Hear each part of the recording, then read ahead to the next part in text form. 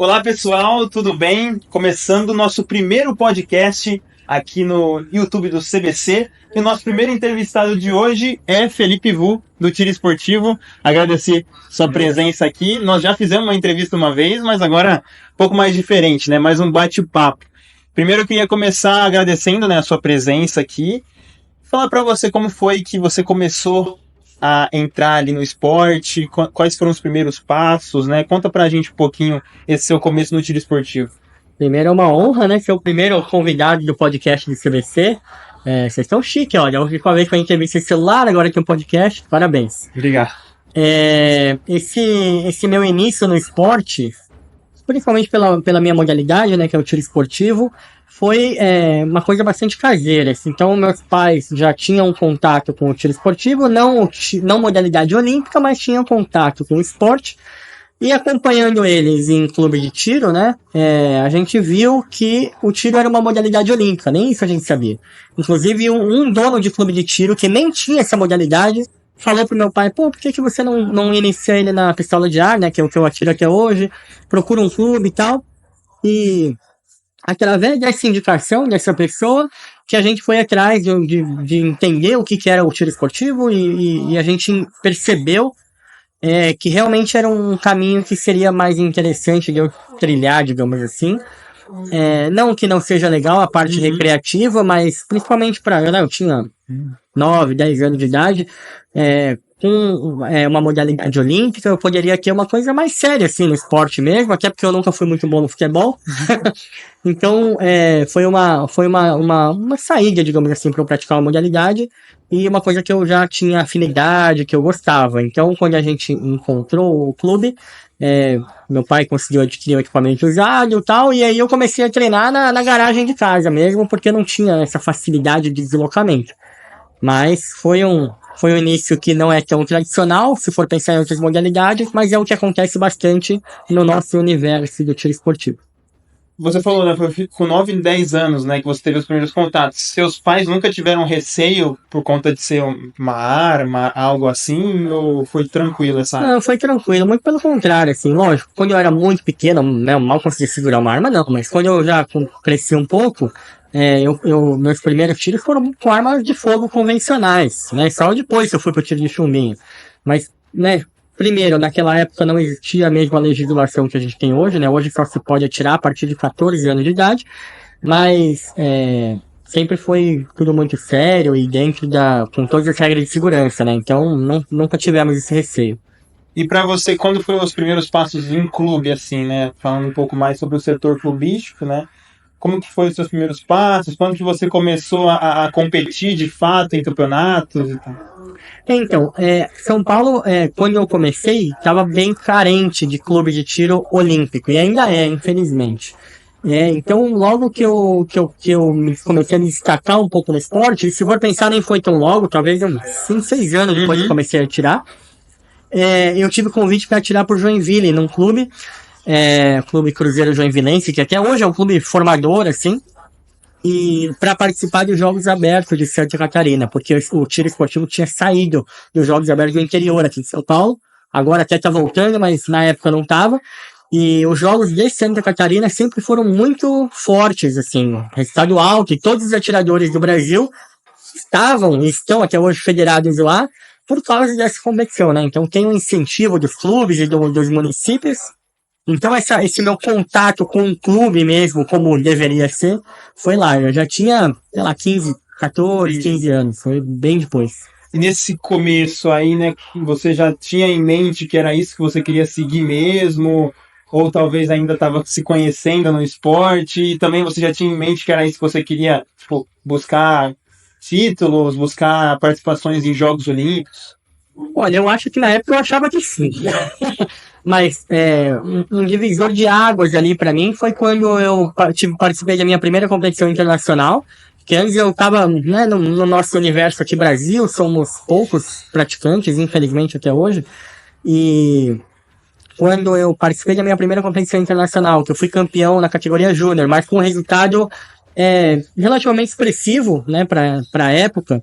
E ali eu pensei, eu acho que eu realmente tenho jeito, porque eu pude me medir, né, com atletas de outros países, nível sul-americano. E aí eu acho que ali eu comecei a perceber que eu realmente tinha alguma, realmente, sei lá, aptidão é a palavra.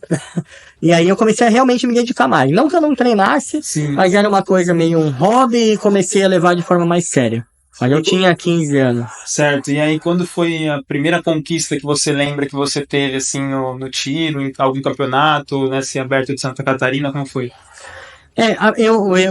Como eu comecei atirando como juvenil, ainda com 12 anos, mas aí só tinha eu mais uma pessoa, aí eu pedi pra mudar pra categoria júnior, que é até 21 anos, e eu acho que no segundo ano eu já fui campeão brasileiro júnior. Mas claro, de novo, é o nosso universo com poucos atletas. Eu acho que a minha primeira conquista importante mesmo foi esse sul-americano na Argentina, que abriu portas. A partir dali, eu acho que eu não deixei de integrar a seleção brasileira em nenhum campeonato, né? E acho que é ali que eu comecei a realmente me dedicar e levar a sério. Certo, e aí entrando nesse caso já da seleção brasileira, né? Como é para você hoje, né, depois desses anos treinando, ser considerado um dos principais atiradores, né, um dos principais atletas do tiro esportivo do Brasil? É um trabalho longo, né? Assim, eu fico feliz, óbvio, né? E é para isso que eu me dediquei tanto. Mas quando eu olho para trás, assim, eu vejo o quanto de dedicação eu precisei ter para chegar nesse nível. E assim, a nossa carreira é de altos e baixos, né? A gente sempre, claro, tem que se programar para estar nas melhores condições em momentos importantes. Nem sempre a gente consegue, mas eu posso dizer que até o momento eu fui bastante feliz, assim, porque eu tive títulos importantes na hora que eu precisava, principalmente quando eu comecei, né? Nesse campeonato na Argentina foi o primeiro, mas, por exemplo, em 2010, eu tinha 17 anos, eu fui vice-campeão olímpico da juventude, foi a primeira edição dos Jogos da Juventude, então ali foi mais um degrau na minha carreira nessa edição participou junto comigo o Isaquias, o Arthur Nori e outros atletas que se destacam até hoje, né? Então, eu acho que eles têm a mesma visão do que eu. Foi o primeiro campeonato realmente grande que a gente teve a possibilidade de mostrar o nosso trabalho em alto nível, né? Porque a gente competia com atletas júniores, mas lá fora o nível é altíssimo, né? Então, eu posso dizer que eu fui feliz de ter bons resultados nas horas corretas. E qual é a primeira lembrança que você tem de Jogos Olímpicos, né? Quando você foi convocado para estar nos Jogos Olímpicos, e qual a primeira lembrança que você tem desse, que é o maior evento esportivo do país, do mundo? Na verdade, em 2012, né, em Londres, eu não participei como atleta, mas eu fui num programa do Comitê Olímpico, que é o Programa Vivência Olímpica, sim, né, eu acho que até hoje eles fazem. Então, naquela época, eles levaram 16 atletas preparando para 2016.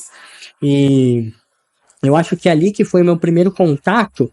E embora eu até tivesse alguma chance de classificar para aqueles jogos, eu não consegui.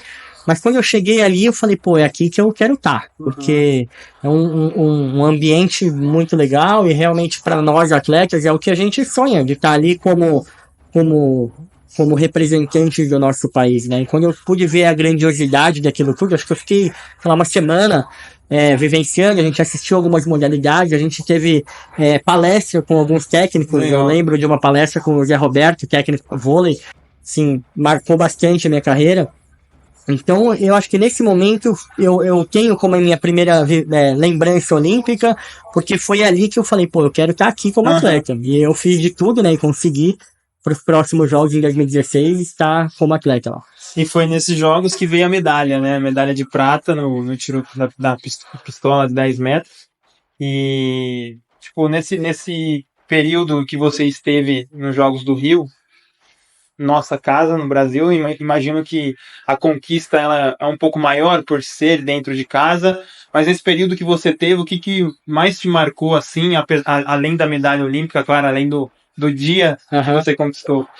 Assim, eu vim de uma temporada muito boa, né? Eu cheguei como primeiro do ranking mundial, ganhei 2 etapas de Copa do Mundo, e nas outras eu cheguei perto de ganhar medalha, então tecnicamente eu tinha certeza que eu estava preparado, Mas eu até brinco que quando chegou mais perto dos jogos, o meu maior desejo era que fosse no Japão. Aham. Porque o assédio da imprensa era tão grande, é uma coisa que, lógico, eu já tinha tido, mas não daquela intensidade, né?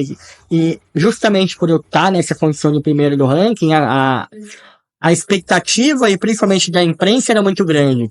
Embora o tiro tava 90 e poucos anos sem ganhar medalha, então, por um lado, as pessoas não acreditavam muito, mas por outro, falaram, pô, tem um cara ali que tá em primeiro, esse cara tem que ganhar. Sim. Né? Eu era visto como obrigado a ganhar alguma coisa. Então, essa pressão que eu senti no período de aclimatação, que a gente já ficou no Rio 2 semanas antes ali dos jogos, foi uma coisa bastante marcante. Eu, assim, depois da competição, o único sentimento que eu consegui ter foi alívio. Né? Depois eu fiquei muito feliz e tal, mas quando acabou assim, eu falei, nossa, quando acabou a qualificatória, que eu me classifiquei pra final, já tirou uma tonelada nas minhas costas. Aham. E depois da final, então, tirou o resto do peso, porque realmente foi uma pressão muito grande. Foi 96 anos, né? Para ser mais exatos, da última medalha do Brasil. E por enquanto não tivemos nenhuma outra, mas o Brasil tá crescendo, né? Eu percebo que tem um crescimento nos esportes e no tiro esportivo. Como você vê também esse crescimento do tiro dentro do Brasil, né? E como você vê os atletas mais jovens olhando para você hoje como uma fonte de inspiração, assim? Eu acho que, felizmente, eu sirvo de exemplo para alguns que estão vindo, principalmente pela parte da dedicação, né? Quem me conhece sabe que às vezes quando a gente está competindo aqui no Brasil, acaba o campeonato, eu já vou treinar, depois, mesmo tendo mais competição, eu sou uma pessoa realmente que eu gosto daquilo, e é isso que eu acho que é o mais importante, né? Se você gosta, o resto é consequência, né? Infelizmente aqui a gente tem um problema do fomento da modalidade, né? Principalmente por estar relacionado à arma e tal. O próprio o acontecimento, né? De 10 anos que o CBC existe, tendo essa proximidade com os clubes e dando esse apoio, principalmente para poder levar os atletas para os campeonatos, eu acho que isso tem ajudado, porque pelo menos tem aumentado o número de participantes. Sim. É isso que é o primeiro caminho que a gente tem que buscar.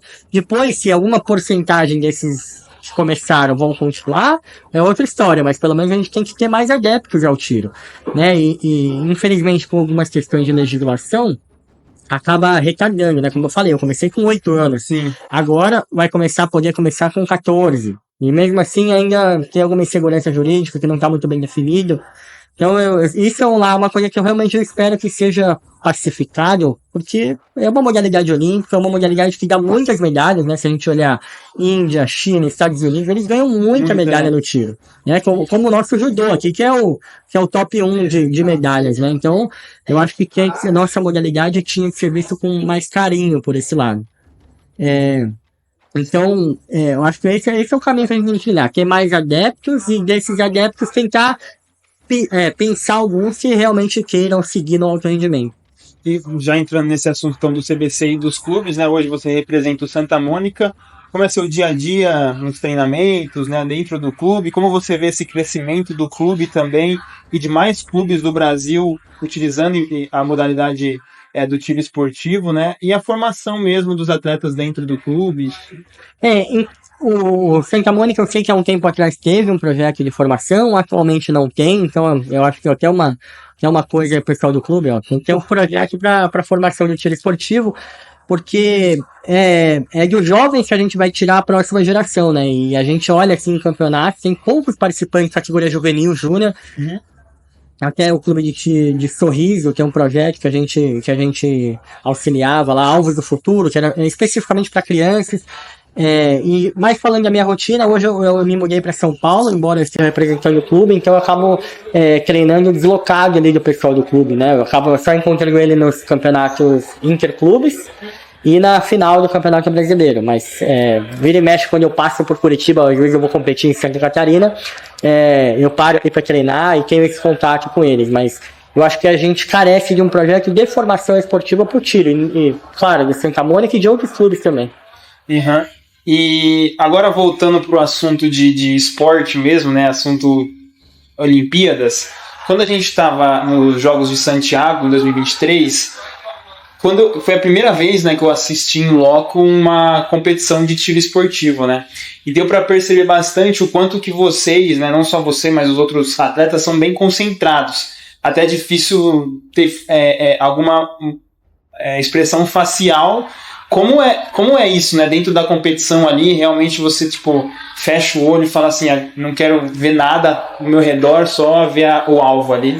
Ainda bem que parece isso, né? Mas na verdade passa mil coisas na nossa cabeça. Claro, no momento ali do tiro, você não consegue pensar em outra coisa, mas são muitos fatores de distração, né? Então você viu ali, tem a arquibancada que pode interagir, né? Principalmente na final. Tem um placar na nossa frente, que a gente vê quantos pontos a gente tá do atleta da frente e o de trás quanto tá da gente. Então, parece que não, mas é muito difícil a gente ficar preocupado só com o nosso desempenho, digamos assim. É um trabalho bem complicado, que demanda muita experiência, né? Eu acho que essa é uma das diferenças do atleta menos experiente para quem já tá há mais tempo ali. Mas parece fácil, mas não é não. Não. E ainda é um negócio que a gente tem que, eu brinco, você tem que fazer força pra ficar parado, né? Sim. Então o coração tá ali batendo, você tá nervoso, ansioso, porque é um momento tenso, e tu ainda tem que tentar atirar no meio do alvo, né? Então realmente é uma coisa que, quando você começa a pensar, tá começando a praticar o esporte, você olha, nem parece ser difícil, mas quando você tá lá, é uma coisa complicada. A gente teve a oportunidade de participar da Kobe Expo também ano passado, em 2023, e tinha uma ativação que era tiro, né? E aí a gente consegue perceber, a gente pega... Não foi a mesma da pistola. Foi uma carabina, né? Eu lembro isso. E ali a gente tava pra ver o quanto é difícil mesmo segurar, então imagino que deve demandar muito treinamento mesmo. Você tem que coordenar a estabilidade do seu corpo com o que você tá vendo, com o movimento do dedo indicador, né? Do acionamento do gatilho. Então, eu brinco. Muita gente fala, mas o tiro esportivo é 99% concentração. Eu não acredito muito nisso. Eu acho que é um esporte de repetição. Então, você tem que estar apto a realizar aquela atividade sem pensar. E, num certo nível, você também tem que se controlar, porque senão você vai querer fazer tudo pensado e você mesmo se atrapalha, né? Então é um esporte, é um esporte que exige muita concentração, claro que é, mas também exige você ficar 6, 8 horas por dia treinando, senão não adianta você se concentrar e você não sabe o que fazer, né? E agora falando dos próximos passos, né? Infelizmente você não conseguiu estar nos Jogos de Paris, mas já entramos no ciclo Los Angeles, né? Como está o seu pensamento, sua expectativa para esse ciclo? Vai em busca de garantir também uma classificação aí para os Jogos? Não, com certeza. O nosso esporte está sempre no meio da berlinda, né? Vai continuar nos Jogos Olímpicos, não vai. Eu acho que tá bem. Para Los Angeles está confirmado. Eu acredito que também para Brisbane vai continuar. Mas eu acredito que eu, né, Felipe Vu, vou encerrar minha carreira em Los Angeles e espero que eu consiga da melhor forma possível. Então, vou me dedicar. Claro, hoje, além da parte esportiva, eu também tenho minha empresa. Agora a gente está começando um instituto, né, para fomento do esporte. Então, tá iniciando ainda, mas eu acredito que até o final do ano já vai estar bem encaminhado, que é uma devolução da minha dedicação e uma coisa que eu quero dar para o esporte, isso, e fazer justamente o que eu acho que está faltando, que é ter novas pessoas no esporte e principalmente com um acompanhamento técnico correto, né? Então, tem alguns projetos em paralelo à minha parte esportiva, mas se Deus quiser eu vou conseguir me organizar e classificar e ter um bom resultado nas Olimpíadas de Los Angeles. Lógico, a gente está falando uma coisa daqui a 3 anos e meio, né? Mas eu acho que vai dar tudo certo. Inclusive esse ano eu fui para Dinamarca participar de um campeonato, tive um excelente resultado, bati o recorde da competição, nem esperava, que é uma pré-temporada que eu fui fazer. Tive um resultado muito alto, assim, que há muito tempo eu não fazia. Mais alto que eu fiz nos Jogos Olímpicos, então uma coisa que, eu tava meio desanimado, eu fiz isso aí lá, não perdi tudo ainda. Então eu acho que eu tenho esse potencial, claro, é questão de você querer o primeiro passo, né, e com certeza eu quero, então acho que vai dar certo. E esse instituto é aonde que você está? Então, a gente provavelmente vai fazer aqui no interior de São Paulo, relacionado a algum clube, mas não necessariamente é um clube, né, a ideia é um projeto que vai abraçar alguns atletas, seja por iniciativa nossa. Minha esposa, né, a Rosiane, também trabalha comigo, ela é técnica hoje da confederação, mas seja por iniciativa nossa, ou seja com alguma parceria até com a própria confederação, né, a gente não teve esse tipo de conversa ainda, mas a ideia é a gente abraçar alguns atletas e através inicialmente da iniciativa privada, conseguir dar alguma condição melhor para esses atletas de treinamento, equipamento. Então, talvez o mesmo trabalho que hoje o CBC faça nas etapas do CBI, mas a gente quer fazer isso voltado para o treinamento, né? Então, não simplesmente para a competição, até porque já tem o CBC fazendo isso, mas a gente quer conseguir reunir as pessoas junto com a gente, junto com outros profissionais, né? Seja fisioterapia, psicólogo, tudo, para dar um suporte na parte do treinamento, porque a gente... principalmente nível Américas, a gente está um pouco aquém de alguns países. Sim. Então, você olha, México, Estados Unidos, eles conseguem desenvolver jovens atletas de uma forma bastante significativa. Claro, eles começaram bem antes da gente, né? Mas o que depender desse nosso projeto, eu acho que vai sair bons frutos daí. A gente espera, né, que nos próximos anos não fique tantos anos sem medalha e que a gente consiga, né, claro, junto contigo aí, conquistar muito mais medalhas pro Brasil. Valeu. Obrigado, Felipe. É isso, galera. Se inscreva no nosso canal, ativa o sininho e dá o like nesse vídeo também. E nos siga nas redes sociais, né? As redes sociais suas também. Meu Instagram é VuFelipe, dá uma força lá. Eu não sou a pessoa mais ativa, mas eu dependo de vocês estarem lá também. Então me segue lá. É isso. Obrigado a todos, viu? Abraço.